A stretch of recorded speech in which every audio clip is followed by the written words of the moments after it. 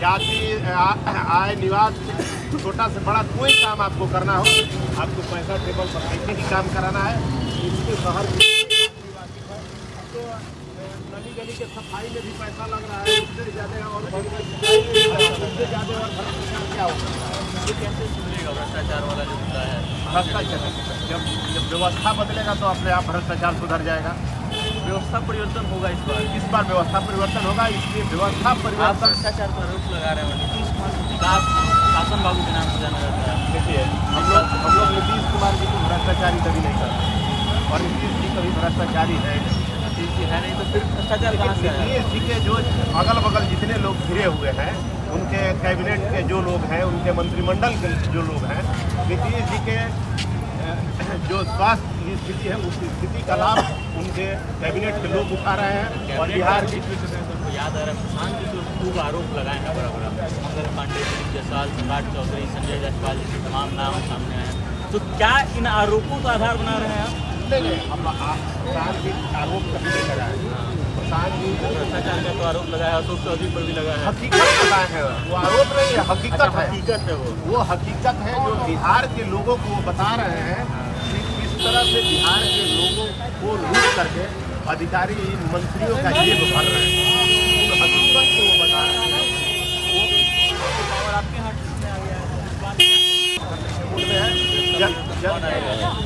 व्यवस्था परिवर्तन की जो लड़ाई लड़ रहा है बिहार में, वही तेजस्वी यादव भी कर रहे हैं, वो भी कह रहे हैं कि बिहार में बदलाव होगा इस बार। तेजस्वी यादव कहाँ लड़ रहे हैं? तेजस्वी यादव तो उसी कैबिनेट के मेंबर रहे हैं जिस कैबिनेट में नीतीश जी के ये सारे भ्रष्टाचारी। तेजस्वी यादव भी उसी का हिस्सा रहे हैं, कैबिनेट के मेंबर रहे हुए हैं, लेकिन अभी तो नहीं है। अभी तो विरोध में लड़ाई लड़ रहा है। अच्छा, ये लोग जब चुनाव आता है तभी विरोध में लड़ता है। जैसे चुनाव खत्म होगा, यदि उनका सीट कम होगा तो वो उनमें मिल जाएंगे, उनका कम होगा तो वो उनमें मिल जाएंगे। इन लोगों का भरोसा नहीं है, कोई भरोसा नहीं है। कोई भरोसा नहीं है कि चुनाव बाद वो विपक्ष में रहेंगे कि वो जाके सत्ता में मिल जाएंगे, इसकी कोई गारंटी नहीं है। ये अगर कोई एक आदमी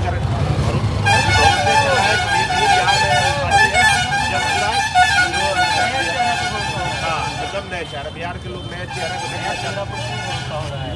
नया चेहरा बिहार के लोगों को जगा रहा है, बिहार के लोगों को बता रहा है कि आप शिक्षा के लिए, रोजगार के लिए, बिहार में भ्रष्टाचार के खिलाफ आप वोट दीजिए, पलायन रोकने के लिए आप वोट दीजिए।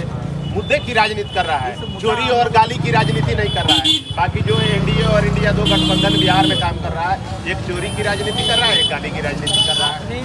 आपने अभी पूछा कि नए चेहरे पे क्यों भरोसा हो रहा है, तो जो पेंशन 400 रुपये था वो 1100 रुपये हो गया, इसलिए भरोसा हो रहा है। एक चीज़ और सुनिए, जो अभी तक किसी को एक भी रुपये उसके खाते में नहीं आता था, इसी व्यवस्था परिवर्तन की बात करने वाले व्यक्ति की वजह से हर 75 लाख महिलाओं के, अब तक इतिहास में नहीं था और शायद किसी राज्य में भी ऐसा नहीं हुआ होगा मेरी जानकारी के अनुसार, तो 75 लाख महिलाओं के खाते में 10-10 हज़ार रुपये मिला।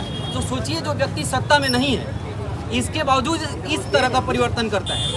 और हर एक सेक्टर में देखिए, क्रेडिट तो आप करें हम ले लें वो अलग है, लेकिन जो चीज़ें हमको लाभान्वित करेंगी, जिसकी वजह से मेरे घर का चिराग जलेगा, हम तो उसको जानते हैं ना।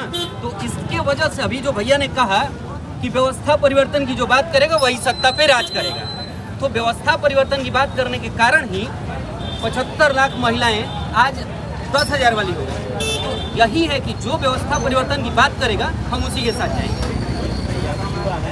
युवा के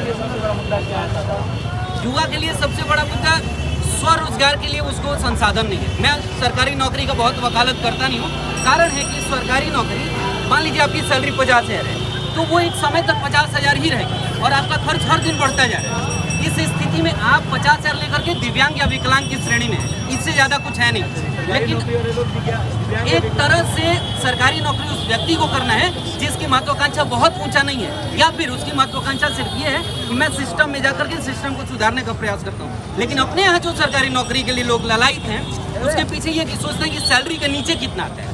तो इसलिए मैं सरकारी नौकरी का बहुत वकालत नहीं करता। मैं कहता हूँ कि व्यक्ति को स्वरोजगार के लिए अवसर मिलना चाहिए, और स्वरोजगार का अवसर हमारे फंडामेंटल ड्यूटी जो राइट के तहत सरकार को हमें प्राप्त कराना चाहिए, जो अभी तक नहीं हो रहा है।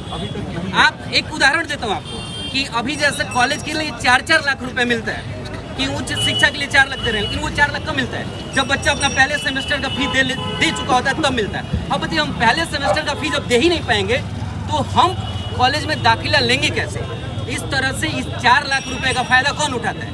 जो सक्षम व्यक्ति है वही, जबकि आखिरी पैदान पे बैठे हुए आर्थिक रूप से कमजोर व्यक्ति को ये लाभ मिलना चाहिए था, अभी भी उनके पास नहीं है। आप गाँव में जाके सर्वे करा लीजिए। जिसको जरूरत है उसको नहीं मिल रहा है। जरूरतमंद व्यक्ति को तब माना जाता है ना जब वो मान लीजिए 12th पास हुआ और वो चाहता है, एक फॉर्म होता है कि अप्लाई करे कि आप उच्च शिक्षा चाहते हैं और कहाँ चाहते हैं, इसके हिसाब से वो एंट्रेंस दिया और उसके खाते में वहाँ से वो कॉलेज अलॉट हो गया, उसका प्रोसेस शुरू हो गया। अभी क्या होता है कि फर्स्ट सेमेस्टर का फी आपको खुद से देना है, इसके बाद कॉलेज डोमिसाइल बनाएगी, जो भी बोनाफाइड बनेगा तब जाके पेमेंट होगा। बच्चा वहीं रुक जाता है और वही बच्चा फिर कहता है कि हम नॉर्मल ग्रेजुएशन कर रहे हैं, बिहार की यूनिवर्सिटी से 3 साल की जगह 4 साल अपना बर्बाद करते हैं और इसके बाद जो चीज़ें 3 साल की वो 4 साल में होंगी या 4.5 साल में होंगी या कब पूरा होंगी ये भी स्थायी नहीं है।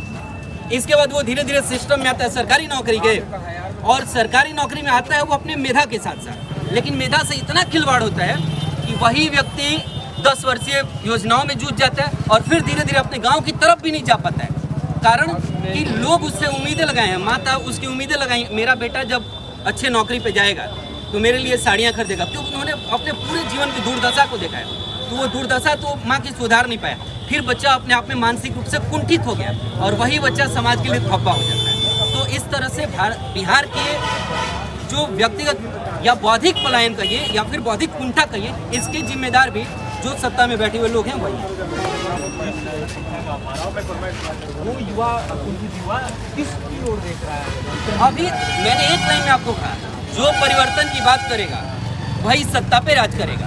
जो हमको स्वरोजगार के लिए सहायता प्रदान करे उसको सत्ता में आना चाहिए, और ये पूरा लोग जानते हैं। अगर मैं एक व्यक्ति होकर कहता हूँ कि जनसुराज की बात कर रहा हूँ तो हो सकता है कुछ लोग समझे कि कहीं से पार्टी का सिंबल मिला होगा, कोई कार्यकर्ता होगा, लेकिन आप लिस्ट उठा के देख लीजिए, डंके की चोट पे बोल रहा हूँ, कहीं कोई भी अगर मेरा नाम सौरभ उपाध्याय है, कहीं भी किसी तरीके से प्राथमिक सदस्य में मैं निकल गया तो आप इसी कैमरे में मेरे साथ पार्टी से भी नहीं, एकदम नहीं, किसी पार्टी से। एक विचार नॉर्मल एक विचारधारा है कि जो यहाँ जैसे ये सासाराम है, हम कह रहे हैं कि यहाँ की जो ट्रैफिक का एक सबसे बड़ा प्रॉब्लम है, इतना प्रॉब्लम है कि शायद यहाँ जितने लोग खड़े हैं, और छोटे छोटे प्रॉब्लम्स ये सब है, लेकिन जितने लोग खड़े हैं ये रोज उसकी मार झेलते हैं। एक प्रत्याशी आता हमारे बीच और इसका सॉल्यूशन पे बात करता है।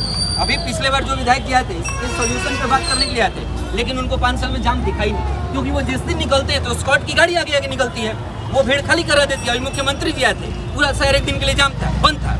जब बंद था तो उनको पता है कि चीज़ें सही हैं, तो इस तरीके से दिखा दिया जाता है और फिर इसके बाद सर्कुलेट किया जाता है कि एकदम सब जनता मगन है, चंगा है। क्या विचार है इसका? इस बात तो निश्चित रूप से परिवर्तन है, परिवर्तन करना है, परिवर्तन क्यों करना है? देखिए लंबे समय से आप देखते आए हैं कि जो भी सत्ता रही है 15 साल गुलाम 20 साल प्लस टोटल करके देखें तो 35 साल सरकार मानी जाती है, नीतीश जी भी वो बात करते हैं, लालू यादव तो कहीं जाते हैं कि अल्पसंख्यकों के नेता से, तो फिर ये व्यवस्था परिवर्तन क्यों चाहिए? देखिए कहते हैं तो किया है क्या, आपको दिखता भी तो होगा कि कहें कि अल्पसंख्यकों को कहाँ कुछ भी मिला है, कहीं कुछ भी नहीं, बिल्कुल नहीं मिला है, कोई आरक्षण नहीं है, उनके लिए कोई विशेष